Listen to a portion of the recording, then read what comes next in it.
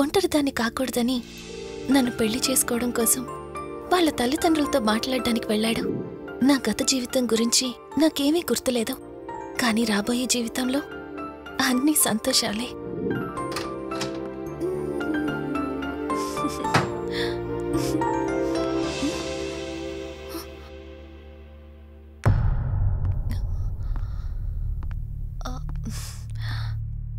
అక్కా, ఏమైంది? పోలీసులొచ్చారు. సార్, కార్తీక్ వైజాగ్ వెళ్ళాడు. 2 డేస్లో రిటర్న్ వచ్చేస్తాడు. రాగానే మిమ్మల్ని కలవమని చెప్తాను. ఏంటక్కా, ఎవరేం మాట్లాడడం లేదు? నీ భర్త వచ్చాడమ్మా.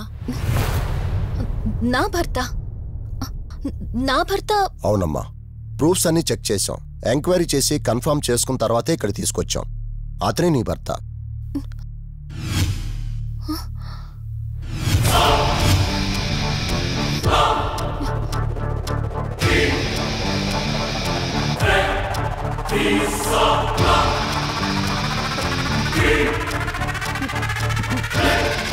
మీరు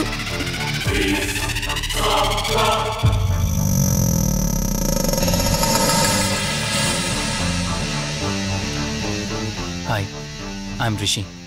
నేనే నీ భర్తని. నీ పేరు మధు కాదు, శివరంజని.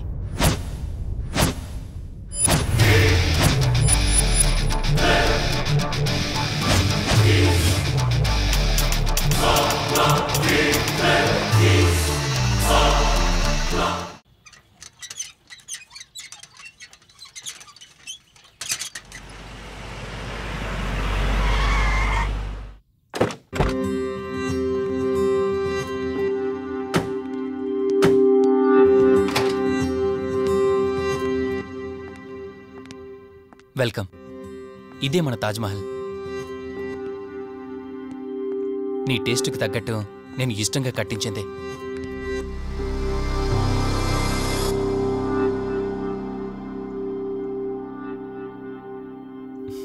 ఏంటలా చూస్తున్నా? ఇదే అన్నిటికంటే నీకిష్టమైన ఫోటో. మన పెళ్ళయ్యాక తీసుకున్న ఫస్ట్ ఫోటో. ఇదెప్పుడు మన కళ్ళ ముందే ఉండాలని నువ్వే హాల్లో పెట్టించావు. కమ్, నా తర. నేను మిమ్మల్ని ఒకటి అడగచ్చా? నేను ఆ రోజు చెరువులో ఎలా పడ్డానో, ఆ టైంకి నేను ఆ రోజు అక్కడ ఏం చేస్తున్నానో, అయినా పేపర్లో యాడ్ ఇచ్చి ఇన్ని రోజులైనా నన్ను తీసుకెళ్ళడానికి ఎందుకు రాలేదు? ఆ సంఘటన జరగటానికి కొన్ని గంటల ముందు నేను యుఎస్ వెళ్ళిపోయాను. తిరిగి వచ్చాక నాకు తెలిసిన ప్రతి చోట నేను వెతికాను. నువ్వెక్కడ కనిపించలేదు. చివరికి ఏం చేయాలో తెలియక పోలీస్ కంప్లైంట్ ఇవ్వడానికి వెళ్తే అప్పుడు తెలిసింది. అంటే ఈ 15 రోజుల్లో మీరింటికి ఒక్కసారి కూడా ఫోన్ చేయలేదా? లేదు. కారణం మన ఇద్దరి మధ్య జరిగిన గొడవ. గొడవ? ఎస్. 4 months బ్యాక్ మన లైఫ్లో ఒక ప్రాబ్లం వచ్చింది. మనకి యుఎస్లో బిజినెస్ ఉంది. దాన్ని నా పార్ట్నర్ కౌశిక్ నేను చూసుకునేవాళ్ళం. అందువల్ల మంత్లీ 15 days యుఎస్లో ఉండేవాడిని. కరెక్ట్గా మన పెళ్లి రోజే నువ్వు తల్లివి కాబోతున్నావు తెలిసింది. బట్ అదే టైంలో నేను అర్జెంటుగా యుఎస్కి వెళ్లాల్సి వచ్చింది. ఆ తర్వాత ఒకరోజు నువ్వు కాలు జారి మెట్ల మించి కింద పడిపోయావు. నీకు అబార్షన్ జరిగింది.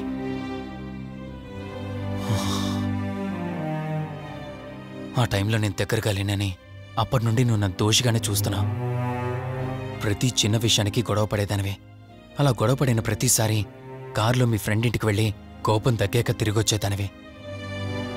మొదట్లో కొంచెం బాధేసినా రాను రాను అలవాటైపోయింది. అలాగే మళ్ళీ ఒకరోజు నేను బిజినెస్ పని మీద యుఎస్ వెళ్లాల్సి వచ్చింది. ఆ విషయం నీకు తెలియగానే నాతో మళ్ళీ గొడవ పెట్టుకున్నా. ఎంత చెప్పినా వినుకుంటా కారేసుకొని వెళ్ళిపోయా. ఎప్పట్లాగే 2-3 రోజుల్లో తిరిగి వస్తామనుకుని నేను యుఎస్ వెళ్ళిపోయాను. తప్పు నాదే. మొదటిసారి వెళ్ళాను, నాకు పుట్టబోయే బాబు దూరం అయిపోయాడు. రెండోసారి వెళ్ళాను, నువ్వు నాకు దూరం అయ్యా. ఒకవేళ నీకేమైనా అయ్యుంటే. అందుకే యుఎస్లోనే మన బిజినెస్లన్నీ కౌశిక్ అప్పగించి వచ్చేసాను. నీకోసం, కేవలం నీకోసం. వదినా, వదినా, వదినా, ఇదిగో ఇది నీకోసమే. ఏంటి వదినా అలా చూస్తున్నావు? ఇది నేను తీసుకొచ్చింది కాదు, అమ్మ పంపించింది. అమ్మ నాన్నతో అన్ని మాట్లాడేశాను వదినా. మధు ఫోటో చూసారు, వాళ్ళకి పిచ్చి పిచ్చిగా నచ్చేసింది. కానీ పేరే బాలేదంట. పేరుదే ఉంది లేరా, పెళ్లికి ముందైనా మార్చుకోవచ్చంటుంది అమ్మ. అవును, ఇంతకి మధు ఎక్కడా? పైనుందా? మధు, మధు. మధుకి తన అసలు పేరేంటో తెలిసిపోయింది. ఆ పేరుతో పాటు తను కూడా వెళ్ళిపోయింది. ఏంటి మధుకు అసలు పేరు తెలిసిపోయిందా? తనే వెళ్ళిపోయిందా? లేదు, నువ్వు పేపర్లో వేయించిన ఫోటో చూసి తనే తన భర్తనని చెప్పి తీసుకువెళ్ళాడు.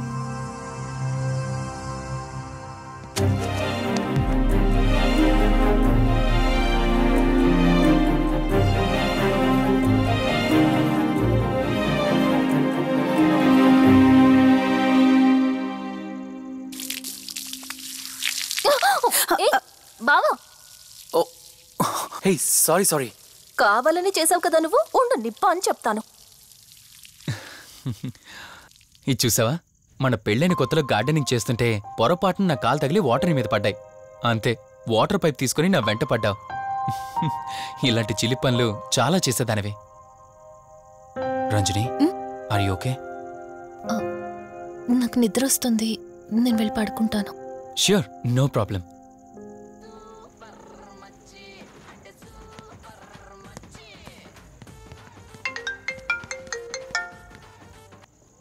త్రీ డేస్ నుంచి ఏమైపోయాడు వీడు? హలో, కార్తీక్ ఫోన్ చేస్తుంటే స్విచ్ ఆఫ్ అని వస్తుంది, నీకు ఫోన్ చేస్తుంటే నాట్ రీచబుల్ అని వస్తుంది. ఎక్కడున్నారా? అయ్య బాబాయ్, నువ్వు నన్ను కేర్ టేకర్గా చూసుకోమని పంపించిన అమ్మాయి నాకు చుక్కలు చూపించింది. తంతే బూరెల బుట్టలో పడ్డట్టు నేనొచ్చి డాబాలో పడ్డా. నీకు నీ హాస్పిటల్లో దండంరా బాబు. ఇంకెప్పుడు నాకు ఫోన్ చేయకు. రేపు నీ సిమ్ కార్డు కూడా మార్చేస్తున్నాను. నువ్వు ఫోన్ పెట్టాయి. తప్పకుండా తాగే రికార్డు మనకి. అలాంటిది 10 రూపాయలు తక్కువ అయితే బాటిల్ ఏమనంటారు నువ్వు? రే సత్తిగా, నీ బాటిల్ పగిలిపోయే టైం వచ్చేసిందిరా.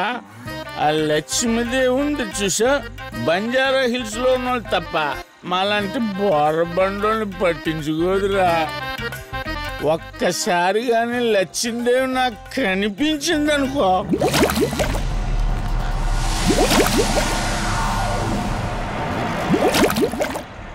ఏ ఆ బుడబుడ సౌండ్ ఏంటి? ఇక్కడ లక్ష్మీదేవితో మాట్లాడాం కదా నువ్వాబా. గుడ్ అమ్మా. లక్ష్మీదేవి ఇందాక నీతో ఏదో అంటున్నాను, నువ్వు నాకు మళ్ళీ బుడబుడేంటి? ఇందాక నీకు చెప్పాను కదా ఆపా. ఆపో, నువ్వు ఆపవా? నేనే వస్తున్నాను. తల్లి, నువ్వు ఎక్కడ ఉండమ్మా, నేను కింద దిగాలి.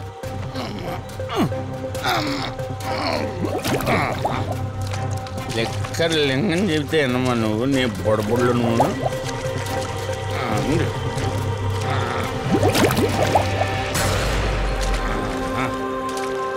ఉల్లి బాటిల్ ఎంత లేవు? నా మాట ఎన్నంటావా బుజ్జిముండా నిన్ను? ధనలక్ష్మి, ఇప్పుడే కదా అడిగాడు, అప్పుడే ఇచ్చేసావా? ఇలా అయితే ఎప్పుడు అడిగేవాడిని కదా. నా బుజ్జిముండా, ఎక్కడ కాదు, ముందు బయటికి వెళ్దాం.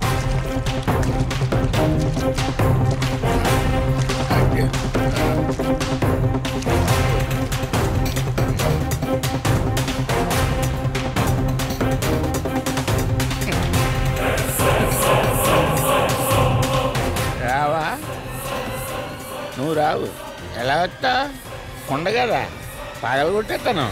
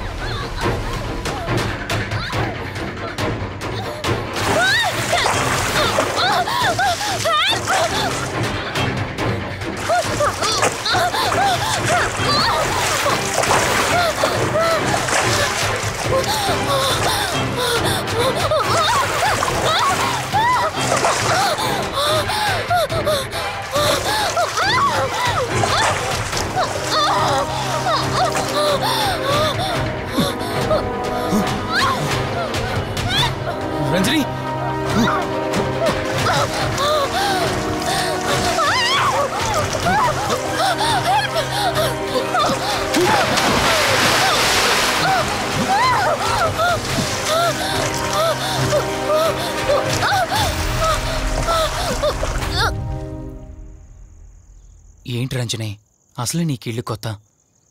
నీకేం కావాలన్నా నన్ను అడగమని చెప్పానుగా. ఇప్పుడు నేనున్నాను కాబట్టి సరిపోయింది. ఒకవేళ నేను లేకపోయింటే బయట ఏదో శబ్దం వినిపించింది. పొరపాటున కాలు స్లిప్ అయ్యి. చూడు రంజని, ఇప్పటికే 2 సార్లు దూరం అయ్యా. మళ్ళీ ఇంకోసారి దూరం అయితే నేను బ్రతకలేనురా. ఇక నుంచి నీకేమైనా కావాలన్నా, బయటికి వెళ్ళాలన్నా నాతో చెప్పు, నేను వస్తాను. ఓకేనా?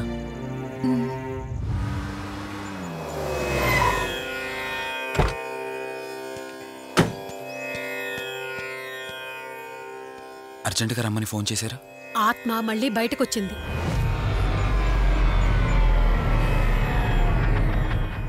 మరి మల్హోత్రా ఏమన్నారు?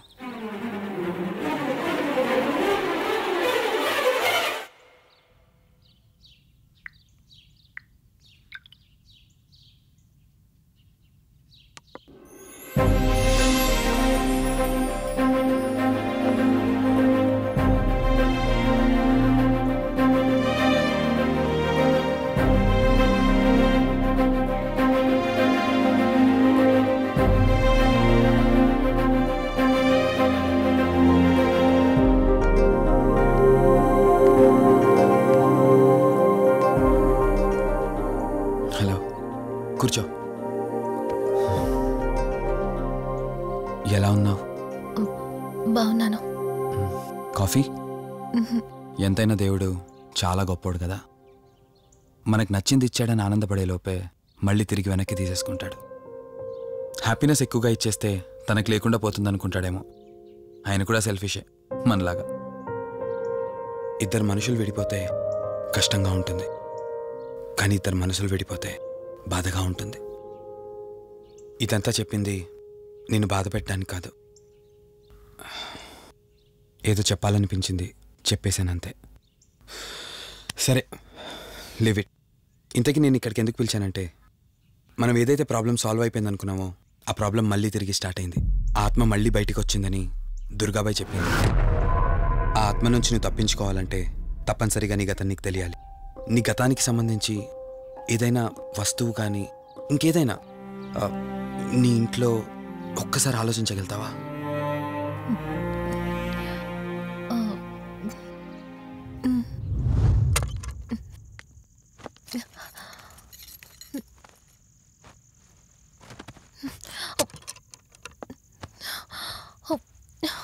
మ్యారేజ్ ఆల్బంలా ఉంది.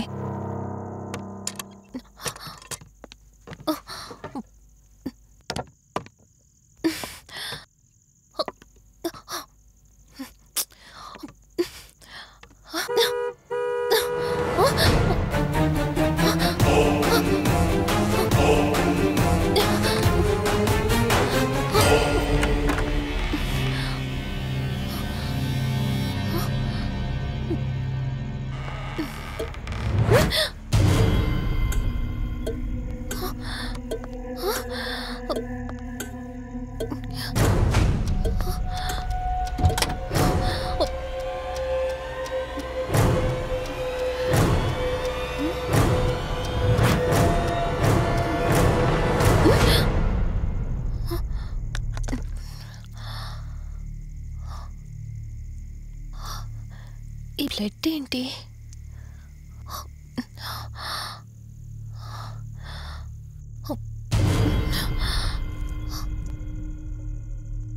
Give me the watch.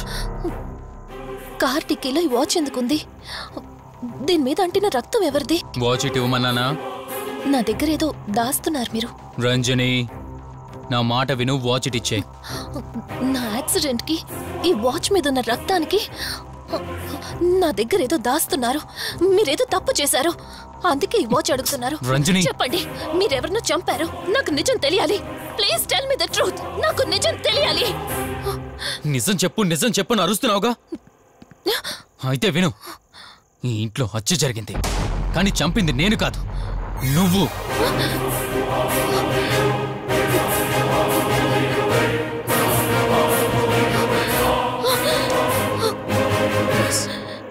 నువ్వే చంపావు. నేను నీకు అన్ని విషయాలు చెప్పాను, కానీ ఈ ఒక్క విషయం మాత్రం దాచాను. అది నీకు అబార్షన్ అయిందని చెప్పాను కదా. ఆ టైంలోనే యూఎస్ నుండి నా business partner Kaushik first time India వచ్చాడు. బట్ నీలో మాత్రం ఏ మార్పు లేదు. ఇంట్లో నా ఫ్రెండ్ ఉన్నాడనే ఆలోచన కూడా లేకుండా తరచూ వాడు ఎదుర్కొంటానే నువ్వు నాతో గొడవ పడేదానివి.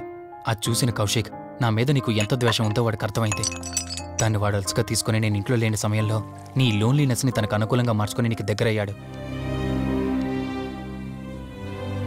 ఎంతలా అంటే వాడు లేకుండా నువ్వు బ్రతకలేనంత. ఆ తర్వాత మీరిద్దరూ ఫిజికల్గా కూడా ఒకటయ్యారు.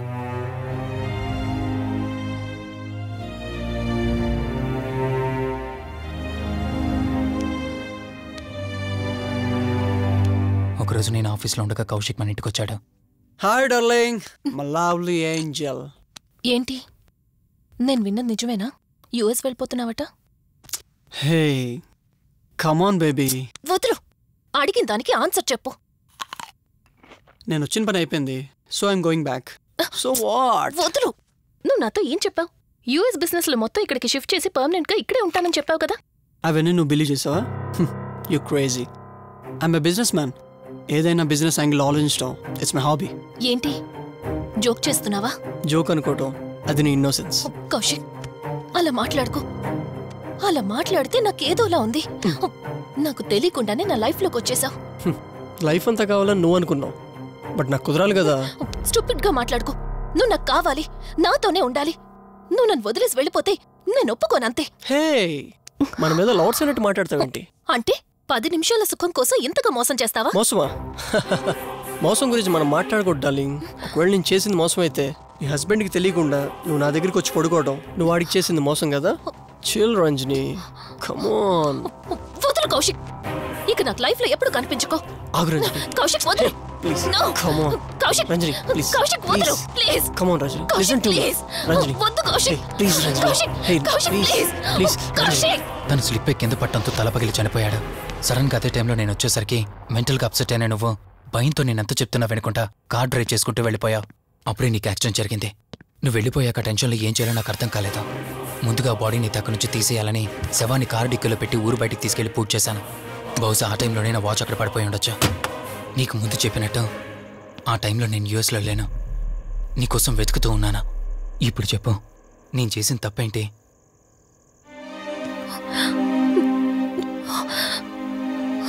ఇంత చేసినా నేను ఈ రోజుకి నిన్ను ప్రేమిస్తూనే ఉన్నాను. ఇప్పటికైనా నన్ను నమ్ముతావా?